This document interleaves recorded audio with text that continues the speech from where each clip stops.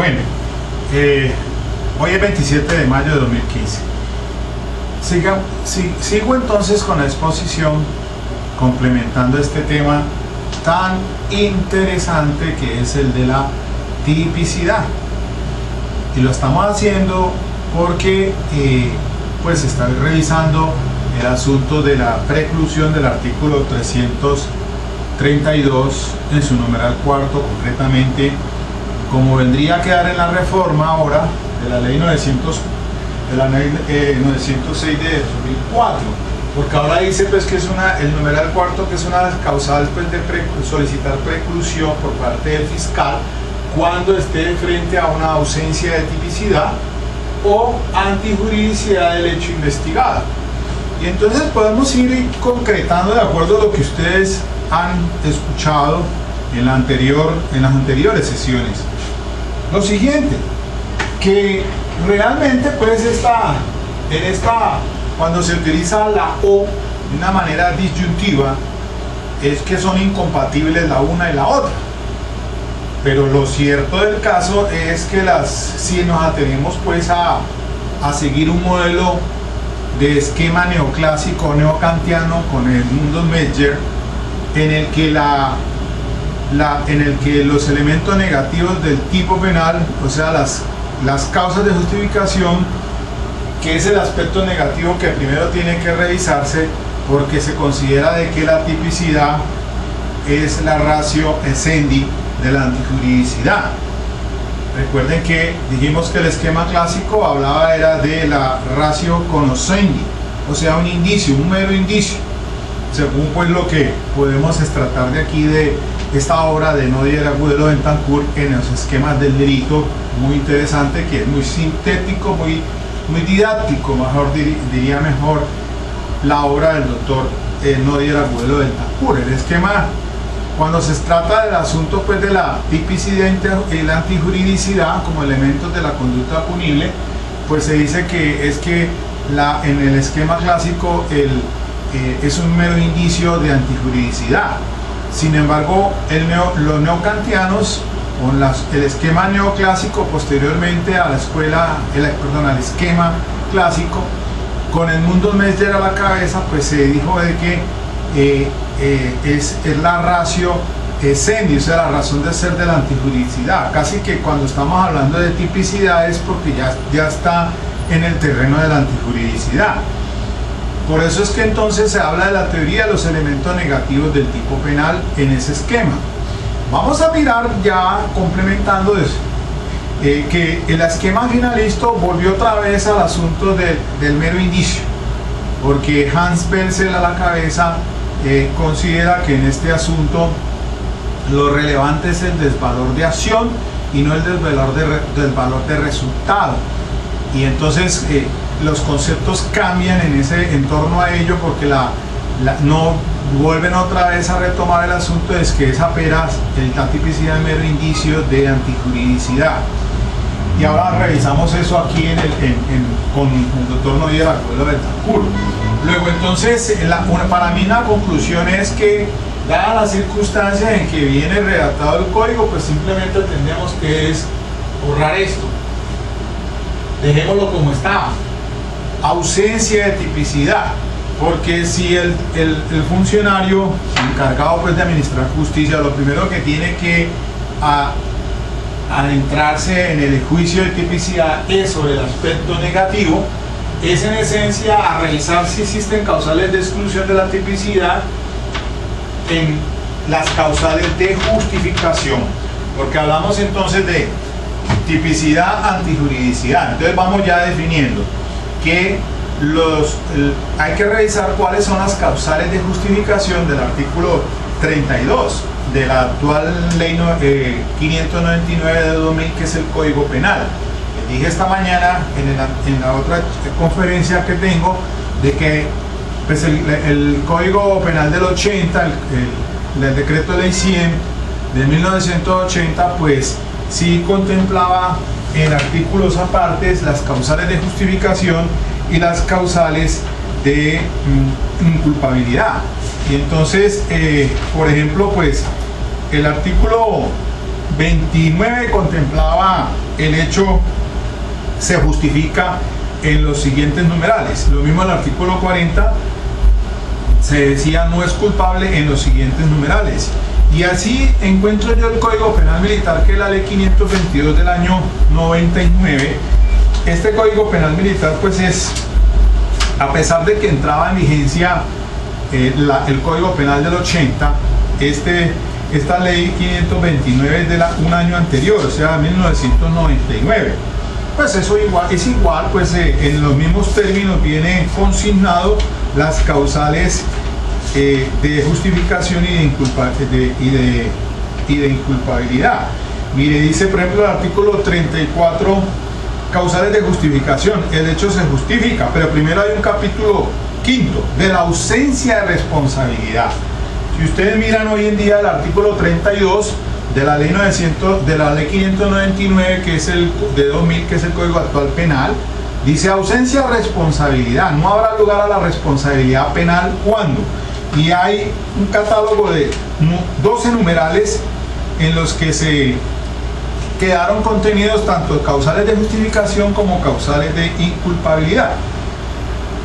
Entonces el artículo 34 del Código Penal Militar, la ley 522 del año 99, es el mismo texto del artículo 29 de la ley 100 del 80, el Código Penal, el decreto ley. Porque dice así, causales de justificación. Primero, cuando se obre en estricto cumplimiento de un deber legal. Si usted coge el artículo 32 actual, pues dice, cuando se obre en estricto cumplimiento de un deber legal. Ese es el numeral tercero, se obre en estricto cumplimiento de un deber legal. Dice aquí el artículo 34, numeral segundo del Código Penal Militar, cuando se obre en cumplimiento de orden legítima de autoridad competente emitida con las formalidades legales. Ese corresponde en el artículo 32 del actual Código Penal nuestro, dice el numeral cuarto, se obre de orden legítima, el numeral cuarto, se obre en cumplimiento de orden legítima de autoridad competente emitida con las formalidades legales. Exactamente igual, no se podrá reconocer la obediencia. Aquí sí viene un inciso segundo en el artículo 32 actual, que no lo estaba pues ni en el Código del 80 ni en el Penal Militar. Dice, no se podrá reconocer la obediencia debida cuando se trate de delitos de genocidio, desaparición forzada y tortura. Y entonces sigo leyendo los el numeral tercero del artículo 34 de las causas de justificación. Cuando se obre en legítimo ejercicio de un derecho, de una actividad lícita o de un cargo público. Es el numeral quinto del artículo 32 actual. Se obra en legítimo ejercicio de un derecho, de una actividad lícita o de un cargo público. Numeral cuarto del anterior artículo 34. Incluso esta ley 522 del 99, que es el Código Penal Militar, está vigente, ¿no? Porque vino posteriormente una ley, pero todavía no ha entrado procesalmente no se ha dado cumplimiento a esa procesalmente, sustantivamente sí.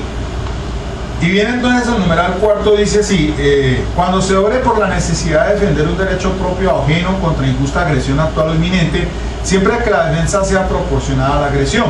Se presume la legítima defensa en quien rechaza al extraño que indebidamente intente penetrar o haya penetrado a su habitación o dependencias inmediatas, cualquiera que sea el daño que se le ocasione. Eso fue declarado, esta última expresión, cualquiera que sea el daño que se le ocasione, había sido declarado exequible por la sentencia C228 del 2003. Bien, este que acabo de leer pues corresponde al actual artículo 32 en su numeral sexto. Se obre por la necesidad de defender un derecho propio o ajeno contra injusta agresión actual o inminente, siempre que la defensa sea proporcionada a la agresión. Y dice el numeral sexto en su inciso segundo, se presume la legítima defensa en quien rechace el extraño que indebidamente intente penetrar o haya penetrado a su habitación o dependencias inmediatas. Y viene entonces el artículo 34, numeral quinto de la ley 522 del año 99, que es el Código Penal Militar, el mismo que estaba exactamente pues de la ley 100 del 80, y dice así: cuando se actúa por la necesidad de defender un derecho propio ajeno de un peligro actual o inminente, inevitable de otra manera, que la gente no haya causado intencionalmente o por imprudencia y que no tenga el deber jurídico de afrontar. Y hay un parágrafo: el que exceda los límites propios de cualquiera de las causas de justificación precedentes incurrirá en una pena no menor de la sexta parte del mínimo ni mayor de la mitad del máximo señalado para el hecho punible.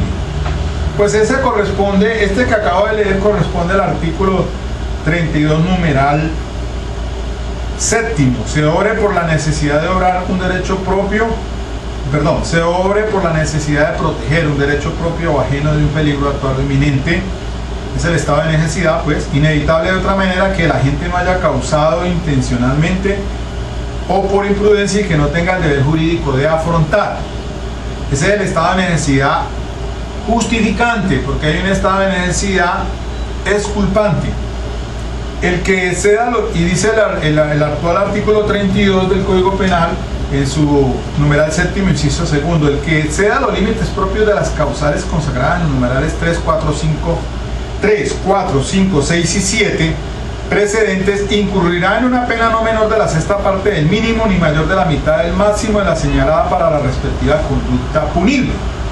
Pues bien, es el parágrafo que acabo de leer acá atrás del artículo 34, con una dosificación diferente, pero sí, mire que hace referencia a los numerales 3, 4, 5, 6 y 7. Es decir, a las causas de justificación. Luego aquí hay que hacer entonces una precisión que les decía al artículo 32 del actual sobre causales de justificación. Entonces se deben de tomar las del numeral tercero hasta el séptimo: 3, 4, 5, 6 y 7. Estas son las causales de justificación que hay que examinar dentro de la ausencia de tipicidad, dentro del juicio de tipicidad, en el aspecto negativo. Las demás se hacen referencia son a causales de inculpabilidad. Y entonces dice pues por ejemplo, aquí vamos a mirar lo de las causales de inculpabilidad del artículo 35 de la ley 522 del año 99, que es el Código Penal Militar, casi las mismas obviamente de las que después salieron expedidas en el Código Penal del 80, y son estas: no es culpable quien realice la acción u omisión por caso fortuito o fuerza mayor. Esa corresponde entonces en el actual artículo 32 al numeral primero. Mire bien, en los eventos de caso fortuito y fuerza mayor. Causal de inculpabilidad, numeral segundo del artículo 35 de la ley 522 del año 99 del Código Penal Militar: quien obre bajo insuperable coacción ajena. Esa corresponde entonces al artículo 32 numeral octavo: se obre bajo insuperable coacción ajena.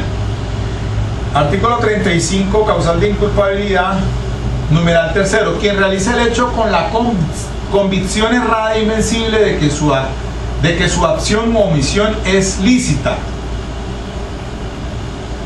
Ese es el error de prohibición directo. Entonces, o cuando se hace referencia a la ignorancia de la norma. Ese numeral tercero hoy correspondería entonces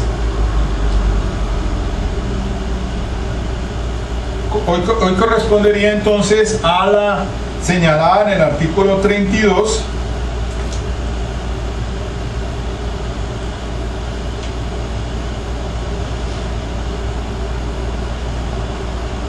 diría aquí entonces al numeral 11, porque entonces el artículo 32 de ausencia de responsabilidad dice: sobre con error invencible de la licitud de su conducta. Si el error fuera invencible, la pena se rebajará en la mitad. Y mire que este es diferente porque se maneja con dolo, mientras que el numeral décimo, como vamos a ver, el error de tipo se maneja con imprudencia. si es vencible y está tipificado como culposo, se sancionará como culposo. En cambio, el numeral 11 hace referencia a ese un dolo atenuado. Entonces, eso quiere decir que dice aquí el artículo 35 como causal de inculpabilidad en su numeral tercero, el inciso segundo: si el error proviene de culpa, el hecho será punible cuando lo hubiera previsto como culposo. Y viene entonces el numeral cuarto del artículo 35 del Código Penal Militar, que dice: quien obre con la convicción errada e invencible de que no concurre en la acción u omisión alguna de las exigencias necesarias para que el hecho corresponda a su descripción legal, cuando dicho error recaiga sobre circunstancia de agravación, esta no se tendrá en cuenta. Este sería entonces, esto es error de tipo, y por lo tanto entonces este numeral cuarto del artículo 35 del Código Penal Militar, que lo sería en el artículo 40 del decreto ley 100 del 80, pues hace referencia entonces en el artículo 32 de la actual legislación de codificación penal o del Código de Penas, es al numeral décimo, que es el error de tipo. Si se obre con error invencible de que no concurre en su conducto un hecho constitutivo de la descripción típica o de que concurren los presupuestos objetivos de una causal que excluya la responsabilidad. Si el error fuera vencible, la conducta será punible cuando la ley la hubiera previsto como culposa. Cuando la gente obre en un error sobre los elementos que posibilitarían un tipo penal más benigno, responderá por la realización del supuesto de hecho privilegiado. Bueno, entonces, para concretar, nosotros podemos ir diciendo o concluyendo lo siguiente, que en razón del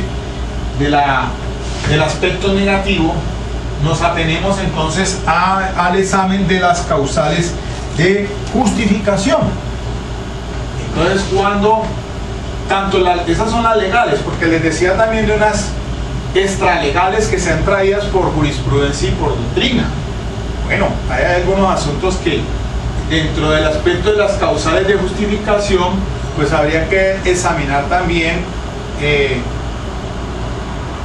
porque puede dar lugar a que se dé pues el aspecto negativo, que son las causales de exclusión de tipicidad.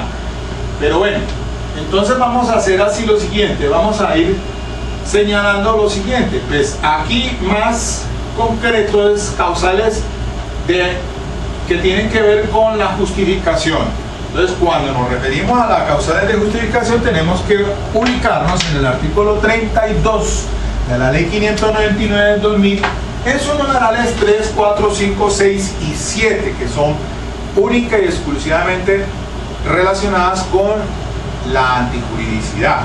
Si entonces los elementos negativos del tipo, si nos atenemos a esa teoría, si la tipicidad es ratio essendi o es la razón de ser de la antijuridicidad, y entonces nos ubicamos en este punto de examinar primero el aspecto negativo, si existen algunas causales de justificación ya anotadas acá, o he hecho énfasis en las del numeral 3 hasta el 7. Entonces, lo primero que nos vamos a encontrar es que no hay tipicidad. Entonces, cuando un fiscal puede pedir preclusión, si observa causales de ausencia de antijuridicidad. Por eso es que digo que sobraba colocar ausencia de tipicidad o antijuridicidad, porque entendamos que la antijuridicidad es las causales de justificación, y como tal hacen parte de la ausencia de la tipicidad, del juicio de tipicidad. No tenemos por qué resolverlas aparte, como si estuviéramos siguiendo un esquema neoclásico, que primero se hace la tipicidad objetiva, normativa, o sea, la confrontación de si está escrito legalmente el que mate a otro, y ya listo, entonces tipicidad, y después vamos a mirar causales de justificación. No, cuando hablemos de hoy en día hay que hablar directamente, concretamente es acción típicamente antijurídica y culpable, o injusto típico y culpable. Esa es la terminología que se usa porque en esencia pues a pesar de que después llegó el esquema finalista que considera, volviendo otra vez al esquema clásico, que la tipicidad es indiciaria de antijuricidad porque todo lo encontró o lo hizo énfasis el esquema finalista fue en razón del desvalor de acción. E incluso sobre este tema del dolo, la culpa y la preterintención, porque según el esquema que se lea, el esquema clásico el dolo y la culpa eran presupuestos de la culpabilidad. Y entonces se decía típico, antijurídico y culpable, y allá era donde se llegaba a hacer el juicio en relación con ese dolo y la culpa. Pero ya después viene el esquema finalista con Hans Belzel a la cabeza y viene este dolo y culpa a ubicarse en el tipo, pero de una manera avalorada. Es decir, no hay un estudio de conciencia de antijuridicidad o juicio de reproche, porque eso sí corresponde ya a la culpabilidad. Como está actualmente, entonces es un dolo avalorado, neutro. Solamente conocía y quería que iba a cometer ese homicidio, pero ya el juicio de reproche como tal, eso se hace parte de la culpabilidad. Entonces hay que tener cuidado con eso, porque de una vez les voy diciendo, porque aquí no se agota este tema de la tipicidad y me va a dar para otra charlita, porque resulta de que después del esquema finalista con el jurista Hans Belzel a la cabeza, pues viene, dijimos, pues he dicho aquí que Armin Kaumann pues también es finalista, y ellos pues edificaron toda su teoría del delito en ese esquema finalista. Pero viene entonces ahora uno que está de moda, que es la teoría de la imputación objetiva. Gunther Jacobs, que es discípulo de Hans Belzel, es hoy por hoy una de las voces más autorizadas, un jurista eminente, quien pues ha construido ya otra visión diferente de la tipicidad. Y entonces en esta revistica que me encuentro aquí de Justicia Penal Militar, revista número 4 de julio del año 2003, hay un documento que lo escribe, es directamente el profesor Eduardo Montealegre Linet. Ustedes saben que es el fiscal general de la Nación actual. Y dice introducción a la obra de Gunther Jacobs. Resulta pues que el doctor Eduardo Montealegre Linet, al igual que Jessy Reyes Alvarado, que es el ministro de Justicia, pues han bebido en la fuente de los alemanes. Han estado aquí en las universidades, se han preparado en estos temas de la nueva dogmática penal, imbuido pues por Gunther Jacobs frente a toda esa teoría del delito que ahora está en boga, digámoslo así. Pues no es muy reciente, pero realmente todavía estamos adentrándonos a ellas, porque el artículo 9 del Código Penal nuestro, la ley 599, abre las puertas cuando dice de la conducta punible lo siguiente.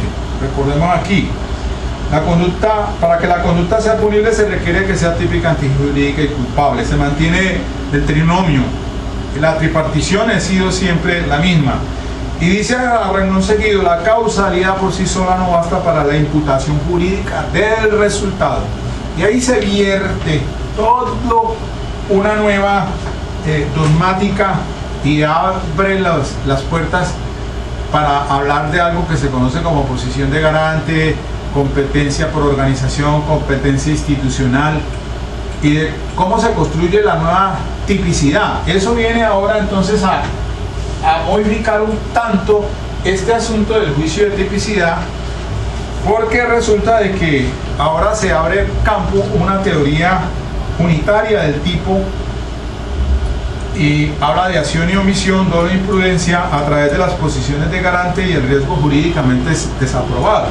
Recordemos que el artículo 25 del mismo Código de Penas, la ley 599 del 2000, pues habla está indicando ahí taxativamente cuáles son qué acción y omisión, y entonces se establecen las posiciones de garante. Hay unas materiales y otras formales. Hay unas fuentes, se originan en fuentes constitucionales y en fuentes legales. En este caso la legal, el artículo 25, crean figuras o se retoman asuntos como el de la injerencia, el de la comunidad de vida, asumir el riesgo. Todo eso tiene que ver esencialmente con lo que se conoce como la nueva imputación objetiva. Entonces, así muy brevemente, porque esto da espacio para otro asunto y no es del resorte ahora, pero se dice aquí: actualmente el juicio de imputación se fundamenta en la delimitación de ámbitos de competencia. Solo se responde por las conductas o resultados que debo desarrollar o evitar en virtud de los deberes que surgen de mi ámbito de responsabilidad y que se desprenden de los alcances de la posición de garante. Y la posición de garante se origina o se deduce frente a competencia por organización y competencia institucional. En una es la de no crear riesgos, en la otra sí son posición de garante que se origina de las instituciones, ser padre de familia, ser educador, etcétera, etcétera, el rol que se tenga. Y entonces allí pues puedo decirle lo siguiente, dice: si se introduce una nueva concepción que exija la creación de un riesgo desaprobado y la realización del mismo como elementos del tipo, el dolo y la imprudencia deben abarcar estos elementos. Como el riesgo permitido es un elemento común para el dolo y la imprudencia, y el esquema social de interpretación de un suceso es igual en ambas modalidades, la diferencia entre dolo e imprudencia no se encuentra en el tipo objetivo, como lo hizo el finalismo, sino en el plano subjetivo. El dolo es conocimiento del riesgo y la imprudencia es la conocibilidad del mismo. Las diferencias no están en la imputación objetiva, entonces, sino en el plano subjetivo. Dolo es, repito, conocimiento del riesgo, y la imprudencia es la conocibilidad, o sea, la probabilidad, o sea, el estar en potencialmente hasta dónde conocer ese resultado, ese hecho. Esto va para otro tema que es muy interesante, y hago un reenvío allí a uno de mis videos que hablo de la imputación objetiva. Pero bueno, entonces, para que se den cuenta que toda esta estructura ahora pues tiene unas variantes que hay que tenerlas en cuenta de acuerdo con esta última dogmática penal o teoría del delito de la imputación objetiva. Sin embargo, en esencia, actualmente se resuelve el asunto con esta fórmula. Y entonces aquí ya pues hay que adentrarnos a otro tema importante, que es el siguiente: cómo están las descripciones legales penalizadas. En el Código Penal tenemos un catálogo muy amplio de acciones dolosas, imprudentes, y también tenemos conductas punibles por omisión, y las clasifican en omisión propia o por omisión impropia, de acuerdo al dispositivo amplificador del tipo penal. Un tanto entonces eso lo aborda muy ampliamente en la teoría de la imputación objetiva, sobre todo en los delitos de imprudencia y en los delitos de omisión. Pero para que vamos haciendo pues una revisión y posteriormente las conclusiones a que podemos llegar, es que siguiendo este cuadro, para establecer entonces si estamos ante la ausencia de la tipicidad, como lo viene indicando el artículo 332 numeral cuarto, actualmente está así, y de no ser aprobado pues igual queda, y de ser aprobada la otra, como vendría que la ausencia de tipicidad o antijuridicidad del hecho investigado, igual sea lo uno sea lo otro, pues nos va a llevar al mismo punto. Todos los caminos nos llevan al mismo sitio. Es decir, este cuadro de revisar el aspecto negativo primero sobre las causales de justificación. Entonces, para ir dando ejemplos, el homicidio, que establece el artículo 103, que lo define como la conducta de aquel que el que matare a otro incurrirá en prisión de tanto. Es un tipo cerrado. Y les vuelvo aquí otra vez a hacerme énfasis en lo que encontré sobre un concepto que trajo Hans Belzel sobre esta situación del tipo. Entonces, que él considera pues la esencia de que los tipos abiertos y de los elementos del deber jurídico es una concepción de él pues elaborada por Hans Belzel y Armin Kaumann, que es discípulo de él. Entonces el concepto de tipos abiertos y de elementos del deber jurídico que acuñó pues Hans Belzel para poder entonces precisar que muchas veces algunos tipos penales no se quedan solamente allí, sino que de manera cerrada, sino que sean abiertos y se debe acudir a lo que él pues ha denominado elementos del deber jurídico, que sería como irse a otros puntos en los que se puede plantear una antijuridicidad o no, aunque pues volviendo aquí a la obra de Nodier, Agudelo de Betancourt, y quería hacerles precisión sobre este punto, porque mire lo que se dice aquí en relación, primero que todo pues con el pensamiento del esquema finalista sobre el dolo, sobre la antijuridicidad y el tipo. Entonces dice, el dolo, según se ha visto en los esquemas clásico y neoclásico, implica la conciencia de la antijuridicidad. En cambio, en el finalismo, aunque dicha conciencia de la antijuridicidad es relevante, no lo es para la noción del dolo. Se insiste, este es conocer y querer la realización del hecho típico. Por eso todos los finalistas hablaron de un dolo neutro o avalorado.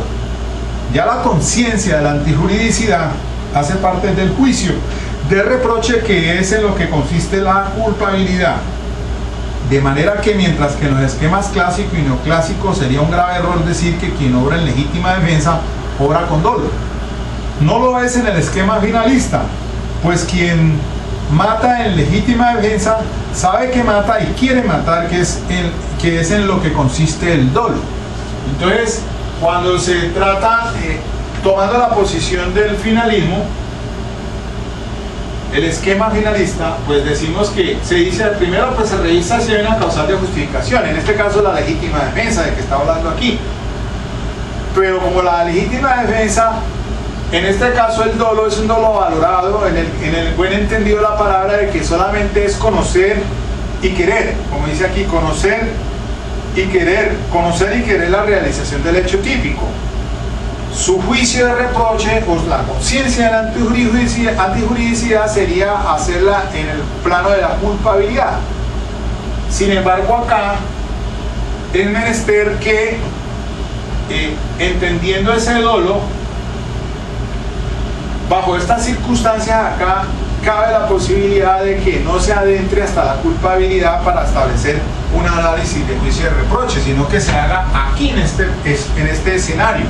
Si de bulto aparece una legítima defensa en las circunstancias que establece el artículo 32, ¿por qué no proceder a pedir la preclusión si no es habría ausencia de tipicidad?